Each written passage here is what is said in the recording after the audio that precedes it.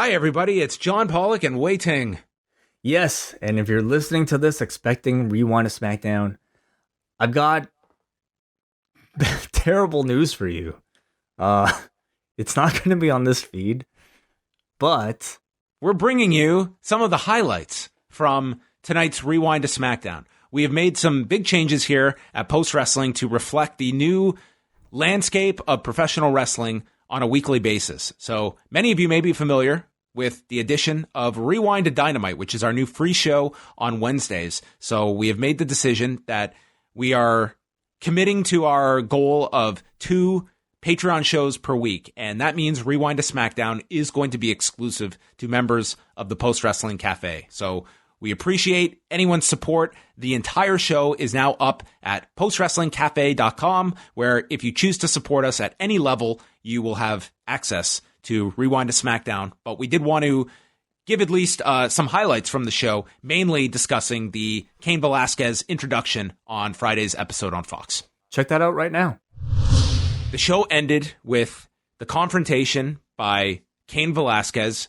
We had Brock Lesnar just maul Kofi Kingston, which we will get to later on. But Brock Lesnar wins the title in 9 seconds.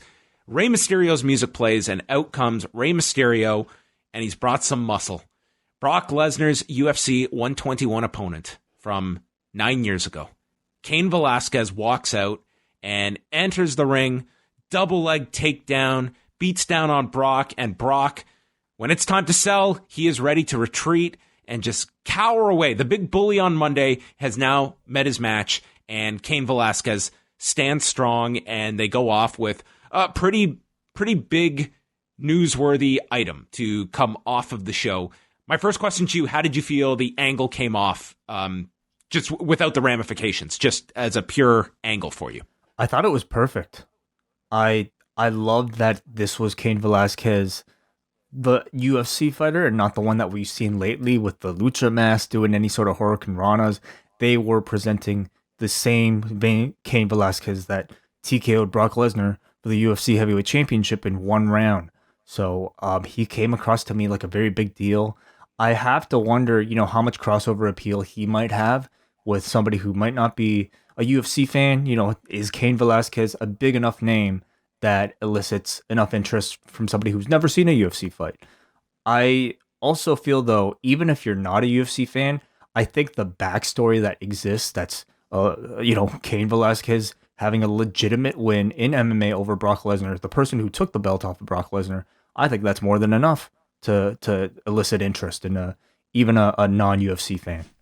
Now, Cain Velasquez is not the greatest talker in the world, but I've also heard him in situations, especially, in like sit-down environments talking about pro wrestling, and he comes across as a much more engaged speaker than I remember the guy I would interview sometimes in an MMA context. But there is the greatest promo possible is Cain Velasquez staring at Brock Lesnar and telling him, "Don't even pretend that you don't think of me every single day when you wake up in the morning and you look into the mirror and you see me. You see the effects right under your eye."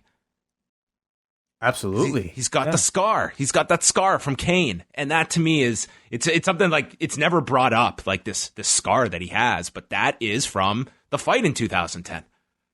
That's great. Just simply like even like the mental scarring, I think you can make light of. I mean, if it's not Cain delivering that promo, I feel like we've seen when it really matters to the WWE, they will make every effort to make sure that story is told. Obviously, Paul Heyman will be all over this storyline. And I think you could bet that they will make sure that Cain's personality comes through in some way.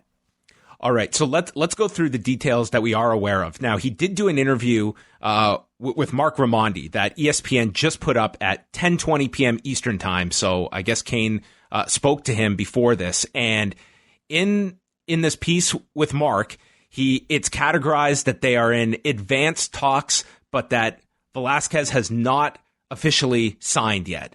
But I mean, unlike UFC and what they did last year when Brock Lesnar stormed the octagon to confront Daniel Cormier and shoot an angle without a deal in place, I can buy that maybe pen has not reached paper yet, But to me, there's no way WWE is shooting this angle without the clear understanding that Cain Velasquez is doing this match.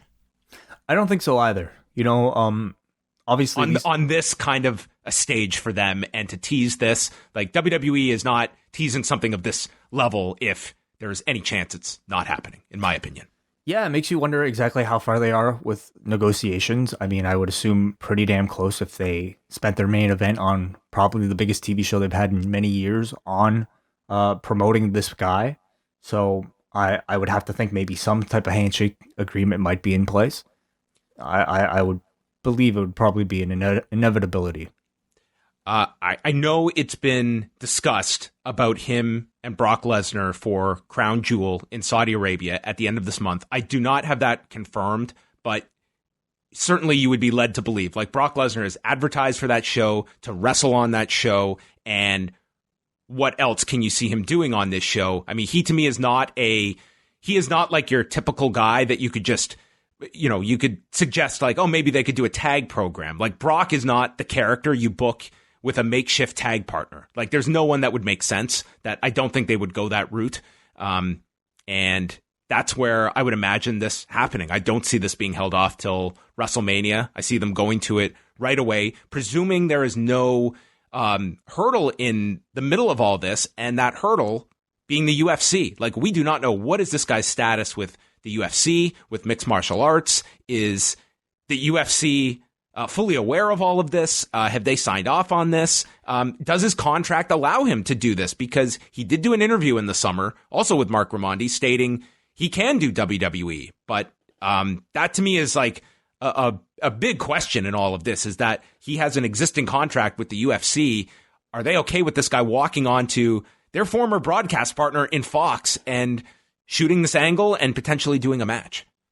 I believe in Raimondi's article, he states that, Cain said he's not officially retired from the UFC, but pro wrestling is likely to be his focus right now. So whatever that means, right? But I feel like his foreseeable future is in professional wrestling, and probably with the WWE. And I believe he also mentioned either in the tweet or in this article itself that the UFC was aware of this appearance. So I have to imagine with a deal this big, on a broadcaster this big, on a show this important, I'm sure everybody probably signed off or at least gave their blessings. You would have to imagine. Like, I could not imagine a scenario where the UFC was somehow blindsided by this. Like, that just, to me, doesn't really add up. I don't think WWE's taking that risk. No, I don't think so either. This is what he says in the Raimondi interview tonight. This is definitely my focus, referring to pro wrestling. My family is into it. They love it. They're super excited. I haven't seen them excited over something like this in a while. It's cool. So, I mean, you can certainly read into that. Like, here's a guy, he is now 36 years old. He's had one fight since UFC 200 back in July of 2016, and that was the loss to Francis Ngannou earlier this year. He lost in 26 seconds. He's had a lot of injuries that have, he's 37 years old now. This may be, and you have seen, like, this guy has fallen in love with professional wrestling. And also to note, like, this guy, he wanted to get into this to be a lucha star. Like, he was adamant about the mask and the moves. That is not who WWE is booking here. They were booking MMA fighter Cain Velasquez. Like, no mask. I don't expect him to be doing lucha spots with Brock Lesnar. I can eventually, once they sneak it in. I mean, I don't expect them to just have a shoot style MMA fight in a pro wrestling ring. I think that'll be the big holy shit moment that'll really get the audience, at a time when they probably least expect it, because they are promoting this guy as just a UFC fighter. Beyond, like, I think him legitimately probably falling in love with pro wrestling, and I truly believe that he has. Otherwise, I don't think he'd be as good as he is already this fast. I mean, it's also a way to prolong his career and to make the most money that he can. I mean, look at the playbook that we've seen of Brock, of Ronda, people who find second lives when they, let's face it, like, being 37 and trying to fight at the very top of a real sport in MMA is really difficult. But transitioning the career over to professional wrestling, especially at a time like this when WWE can more than afford a big program like him and Brock Lesnar, ensures that he at least has several years up top making a great deal of money. Yeah, and I think you brought it up that I think a key in all of this is Paul Heyman, who has been obviously hands-on with Brock Lesnar, with Ronda Rousey, with Bill Goldberg, and I would only assume the same with Cain Velasquez as well. So I think he's a big key in all of this as well. And Cain is coming in at a time when Paul's got more power than he's had in a long, long time. Yeah. So let's say, for instance, like it's obviously Heyman, I believe, will probably stick with Brock, but do you have somebody be a mouthpiece for Cain? Is it Ray? It was positioned tonight as being Ray, and at some point, like, Ray has to be weaved into this as well, because he's the one with the issue that Cain is fighting on behalf of. So Ray has to be involved in this in some form or fashion, and potentially Dominic as well. So if you enjoyed just a preview of Rewind-A-SmackDown, we're going to send you over to postwrestlingcafe.com. Sign up at any level. You get the entire 2-hour show with a thorough rundown of SmackDown. Plus, we're going through all the other news items that were going down. Details on 205 Live not being taped on Friday night. Jeff Hardy's recent arrest. Lots more and tons of feedback. And this is where you can find Rewind-A-SmackDown every single Friday night up at postwrestlingcafe.com. Way.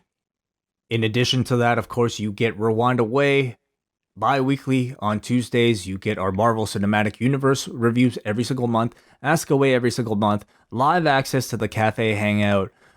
You get basically everything except, our hands. You get everything. You get everything we have. We shove it all in there for $6 a month. Chance to win a t-shirt, which I still have yet to remember to give out this week. So we'll probably give it out maybe on Sunday, unless I forget again. So, or you want to give out one right now, John, on this feed? Yes. Wow. Let us give away our shirt to our lucky winner. If someone is listening to the free feed, anyone who signs up for the Post Wrestling Cafe, you are automatically entered in a draw each and every week to win a Post Wrestling piece of merchandise from store.postwrestling.com. Way is going to select the name, and the winner of this highly coveted Post Wrestling t-shirt is... Congratulations to, if you're listening to this, hopefully you are. Actually, you probably won't be listening to this because you're already a patron, you've listened to the full show, but I will message you anyway, and I will inform the world that you, Kenny Dodd from Glasgow, Scotland, have won yourself a Post Wrestling combo pack consisting of a t-shirt, stickers, and all that stuff. So look at the great day Kenny Dodd has been having. Gets a shirt, gets an edition of Rewind-A-SmackDown, probably going to get Rewind-A-Wai on Tuesday. Wonderful. Discussing the Royal Rumble 1994. Yes. So anyway, we have a lot of fun on the Patreon. If you choose to support us, you get all these shows. Otherwise, keep listening to this. We'll be back on Sunday night for, John will be back tomorrow night for a UFC review. And then Sunday night, John and I will be back for a Hell in a Cell review. So go check out Post Wrestling Cafe. Tons of shows, tons of extra content, access to the cafe hangout every week. You get everything. The only thing you don't is you don't get these hands.